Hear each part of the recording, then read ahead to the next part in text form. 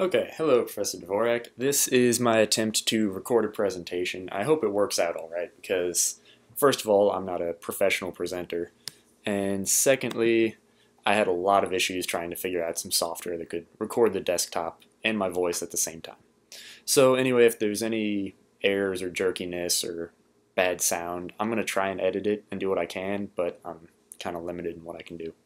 Anyway, here we go. So I'm doing my presentation on fault and side channel attacks. This is not originally what I had said I was going to be working on. I said I wanted to do ways of avoiding anti-tamper measures, like you had mentioned, talking about memory freezing or imprinting in general, or overcoming physical resistance to tampering, but it was difficult to find many resources on that. It is not usually written about, it seems like, in popular scientific journals, given that it's something that's mostly just usable for illegal things. So I felt the need to change my topic. But while I was searching for that other topic, I found lots of papers talking about attacks against circuits and covering these attacks in more in depth than we talked about in class. So while the anti-tampering is still important to these attacks that I want to talk about, because they generally require that you have access to the circuit, or at least the machine the circuit is built into. And so that kind of access is not always realistic. And so at the end of the presentation, I'm still going to talk about a little bit of what I found as to regards to physical security for the circuits, but it's not going to be the focus of what I'm talking about today. So, something that I came across that I had not heard of or not learned during the class was the whole category of fault attacks, which I thought were pretty neat. The idea, as I'm sure you know, but it's a presentation, the idea is that you can induce a fault in the circuit, like we talked about in a fault, which is a incorrect output from a given block of logic circuits for a set of inputs. So ANDing two ones together should give you a 1, but a fault would be if it gave you a 0. So the idea is that you can induce these faults in a circuit and then use the wrong results in order to discover something about how the circuit works or some portion of memory. So this is generally useful when you're attacking cryptography circuits, because as always the goal is recover the private key. So in order to recover the private key, you want to introduce faults into the algorithm that you can see the changes it makes in the output and through some clever math figure out what the original key was. So there's different ways of introducing these faults into the circuit. The simplest is probably to insert a glitch, as they say, which you can do either by manipulating the voltage that's supplied to the circuit or giving it a clock skew. If the circuit is using an external clock, you can control that and you can mess with it and it disrupts the operation of the device. This can cause the device to misread memory, skip instructions, or do all sorts of things. Unfortunately, secure circuits often include protection against these, either voltage meters or some way of detecting that the clock is not right. And also, these are going to affect the entire circuit. It's hard to localize it to just one particular set of components because the voltage is supplied equally everywhere. You can also, of course, mess with the temperature. As we talked about, circuits tend to only function properly within a certain range of temperatures. So this causes generally the same kind of problems as the glitch. Instructions get skipped, memory is changed. The problem is many of these secure circuits also have temperature sensors because they're designed to be secure, and these are fairly obvious ways of manipulating the circuit. Also, a lot of the circuits that attackers would care about, like military circuits, have fairly large tolerances, to the point where you're probably going to start to damage the actual physical circuit before you get the misbehavior that you're looking for. So, there are, of course, other ways, such as one of the best, light induction. Because of the photoelectric effect, where photons impacting on a conductive material create an electric current in it, you can use a light to do the same thing as the voltage glitch attack, but just on a very localized spot. It can be as simple as using just a flash of light on the surface of the circuit, but that's not very specific and it's hard to control. So generally, you're going to use a laser, where you can control the wavelength, the exact location that you're affecting, the duration, so on and so forth. As usual, secure circuits sometimes have light sensors. The other problem is if the component you're trying to affect is deeper within the circuit, the light may not penetrate. So you can either physically shave away part of the surface like we had talked about in class with either a razor or polishing material, whatever works, down to the level you need. That can be one function. Or you can attack it from another side. For example, if abrading the top would remove components you need, sometimes you can come from the bottom, and also this can avoid light sensors that may exist. Finally, you can also use magnets to induce a current. This runs into the same problem as the temperature, which is that it's hard to control. It's hard to focus it to one particular region or to be very precise with the effects you're causing.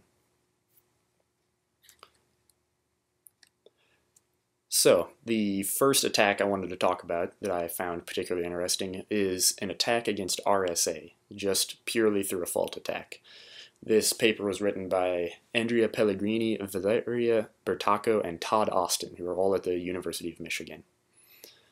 So, RSA, as I'm sure you know, but for introduction, is a very common public key encryption scheme.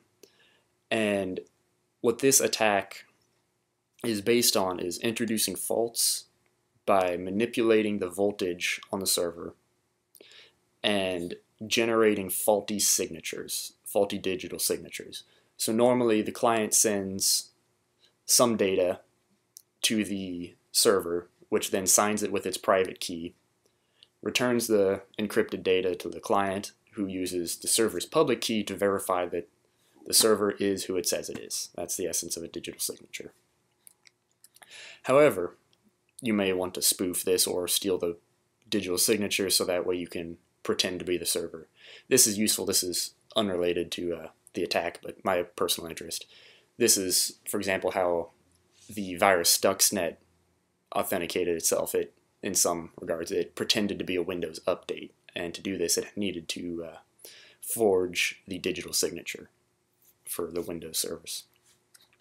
So, this particular attack, even more interestingly, works against OpenSSL, which is a very common implementation of RSA. It's typically used in, like the name implies, in SSL, which is the normal way of authenticating traffic on the internet. So, this is all over the place, and it's kind of bad that it's not secure. So, RSA requires a series of exponentiation of large primes. And there are various ways of doing this. A few would be the Chinese remainder theorem, square and multiply, and left to right squaring. These all have different advantages and disadvantages. Generally, OpenSSL uses the Chinese remainder theorem because it's very fast. It's much faster than the other two, and it gives the same results, of course. But the downside is it's vulnerable to faults. It's not very secure, and if there's just some transient fault in the circuit, it will tend to throw it off more. So what OpenSSL does is it verifies the validity of the signature before it sends it off to the client again. And if the signature is no good, it uses the last method mentioned, left to right squaring. This is generally considered pretty resilient to attack, and so this is the big problem. OpenSSL doesn't verify that it generates a good signature. And so because of this, you can obtain faulty signatures if you are purposely inducing a fault in the left to right squaring algorithm, which is not what anybody had really planned for. So, in order to inject the fault, the researchers decided to only mess with the voltage. They weren't actually attacking the physical circuit itself. This makes it a lot more realistic of attack, because anyone could imagine that an employee somewhere maybe is hooked up some sort of circuit to mess with the voltage once in a while. The vulnerable part of the circuit, sorry about the cursor there, is the multiplier, which multipliers are typically more subject to faults because apparently they're fairly complex and the critical path through them is vulnerable to lowered voltage, manipulated voltage. What the attackers, the researchers, were trying to do was have a single bit error in one of the cycles of multiplication in the exponentiation. So in order to do this, they just manipulated the voltage, dropped it a little bit for less than one clock cycle. This guaranteed that it would at most affect one multiplication.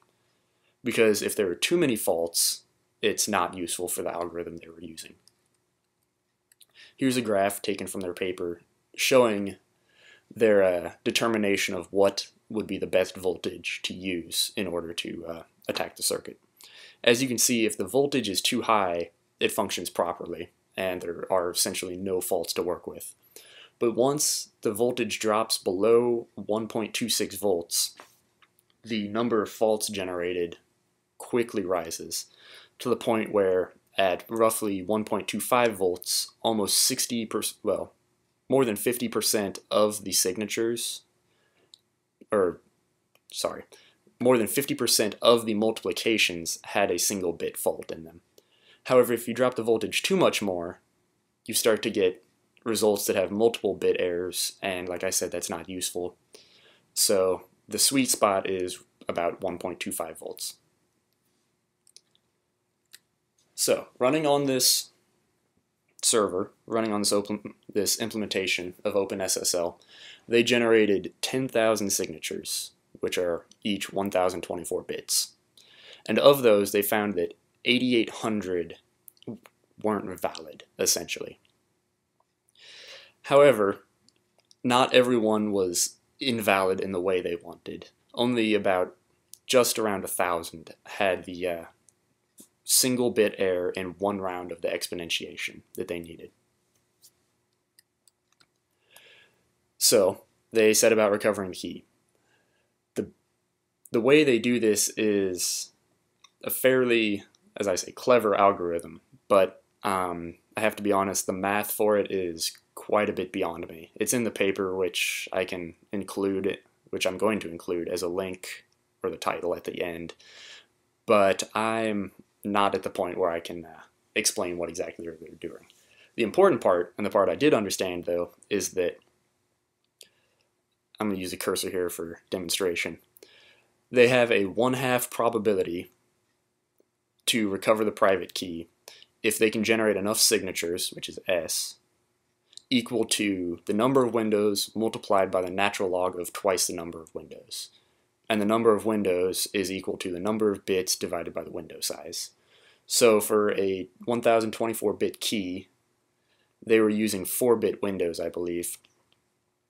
And so that gives you a K of 256, and S works its way out to be about 1,500 signatures. As I mentioned, they only gathered about 1,000 of the kind they needed, but it ended up working out anyway because that's how probability works.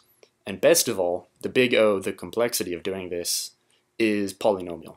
And this means it is feasible to do with enough computing resources within a reasonable time span. In this case, it's 2 to the W, which, as I mentioned, is a fixed constant. So in this case, 2 to the 4th, number of bits cubed times the number of signatures collected. Doing the calculation, they just used a cluster of 80 computers, not a supercomputer by any means, just 80 standard computers, and the calculation finished in just around 4 days. Actually, is that just about 4 days? Slightly more than 4 days. So this is about a year of computation time. which all things considered is not all that bad to recover a private key. Normally, brute forcing it takes on the order of lifetimes of the universe. And so being able to do this is within the range of almost anyone, essentially. Criminal groups, which is always a big concern, can have a botnet of who knows how many computers, let alone a government, which has far beyond that in resources. So, I thought this was a particularly neat attack because, first of all, it attacked something that everyone thinks of as secure. The basic implementation of RSA with the Chinese remainder theorem, people know that it's faulty. It can be broken with just a single fault in the appropriate place. But this, with the left-to-right multiplication, people think it's secure, and so that's why it's used as a safe backup and it's not checked. This is also interesting because you don't need physical access to the chip. Now I'm just reading my words off the slide, but all you need to do is be able to change the voltage that's being supplied to the system, and you have to be able to see the output of the entire system as a whole, not even just the particular chip. And lastly, like I said, it's within reach of pretty much any dedicated actor. Security is always an economic decision, and this attack proves that breaking RSA, which is commonly used for all sorts of secure traffic, think, banking traffic and so on, is fairly easy to break. So, moving on to the next topic is going to involve side channel attacks. We talked about this real briefly in class, but just to review, it is an attack that does not attempt to directly see what the circuit is doing, but looks at other aspects of the execution, like the power consumption of the circuit or how long it takes to finish, to try and divine some bit of information about how the circuit is working. The thing is, this has been around long enough that there are countermeasures that have been developed and that are generally pretty effective. They usually involve things like filtering out the power consumption so that way it is fairly stable, having dummy instructions in the software so that way it throws off the timing, noise generators for the output so that way it's harder to figure out what it's doing, things along those lines. And it's difficult to overcome those individually. However, it turns out that the authors of this paper, which is titled Passive and Active Combined Attacks, and is written by Frederick Amiel and Corinne Villegas from Gemalto Security Labs, Benoit Fiix from Inside Contactless, and Louis Marcel, K2 Crypt. And they wrote a presentation, a paper for a convention, about combining side channel and fault attacks in order to overcome countermeasures and successfully attack RSA.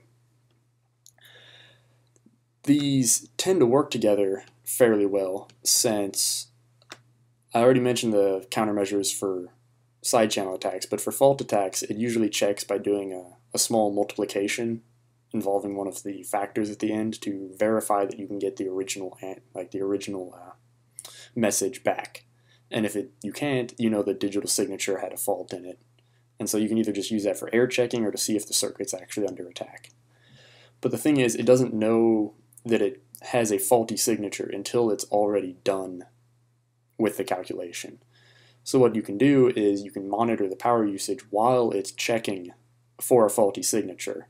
And if it's, by the time the circuit figures out it's faulty and activates its countermeasures, it's too late. You've already captured the output through the side channel attack. Here is a graph taken from the paper, kind of explaining what's going on here. In the top figure, well, in both the figures, it's the power consumption in the square and multiply step of RSA, which I briefly mentioned in the earlier paper. So figure 3 shows what the power usage looks like for a circuit with side channel attack countermeasures. It's not really possible to get much information out of a graph like that. The bottom picture reveals what it looks like when you're injecting the faults. The low power sections, the lower peaks, reveal when it's doing the square part of square and multiply. And this is because it's a simpler operation. The higher parts indicate the multiply. And so between the two of these, you can work out what it's doing and get some information about the value of the secret key that it's using. So this isn't much good to just say that it exists and there's nothing you can do about it, because obviously it needs to be prevented somehow. So the authors came up also with a countermeasure for this. It's, in essence, almost encrypting the data before you use it. They call it an infection process, but the idea is that you put your operands through a one-way function before you use them, and then go on through the process as normal. If the power usage is being measured, if it's under a side channel attack, it's measuring for this transformed data. If they recover that, you don't lose anything. It's not useful to anyone, unless they know about, of course, the one-way function you're using. At the end of the computation, you verify that the changed signature was computed correctly, and if it is, you put it through a inverse function of sorts, another one-way function to return it to the actual value that you want, and then you pass that on to whatever requested the data in the first place. So, on the whole, I thought this was an interesting paper. It wasn't quite as good as the first one because it described an implemented attack but didn't really go into detail. And also, I'm not sure, something struck me as slightly off about it, because in the first paper they mentioned that the fault induction that they were using wasn't particularly reliable, that it only got roughly one out of 8. It was like about 12% default in the way they want. This one, they assume, it seems like, that the fault injection is going to be 100% successful. And maybe it is if you're doing the fault injection with a more reliable method, like using a laser.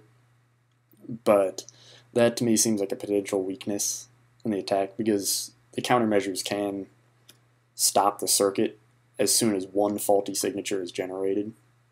And if that's the case, this seems like a slightly harder way of going about attacking the circuit. Admittedly, if it has all the countermeasures mentioned, there aren't many other ways to go about it, but this seems like it is not quite as dangerous as the authors stated. But of course, they're trying to talk up their own work, so it's not a surprise. So, the conclusion for that paper is basically that just because you have protections against both side channel attacks and fault attacks, you're not necessarily safe in your circuit.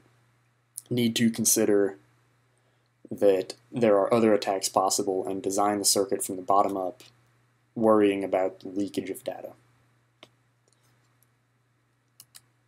So this presentation is actually going on longer than I thought it would, and so I'm not going to go into the anti-tampering stuff like I'd originally mentioned. I think I'm close to about 23 minutes, which is, I'm sure, more than longer you want to listen to me ramble about this. So anyway, what I got from this was that hardware attacks are a very new field. I didn't realize this, but one of the general overview papers I read but didn't really specifically use in this presentation mentioned that the first side channel attacks, I believe, were published in the 90s, and I didn't realize it was younger than I am. Typically when you're studying things, it's, at least for me, things that happened what seems like a long time ago. So this is a very new field with a lot of work being done in it right now.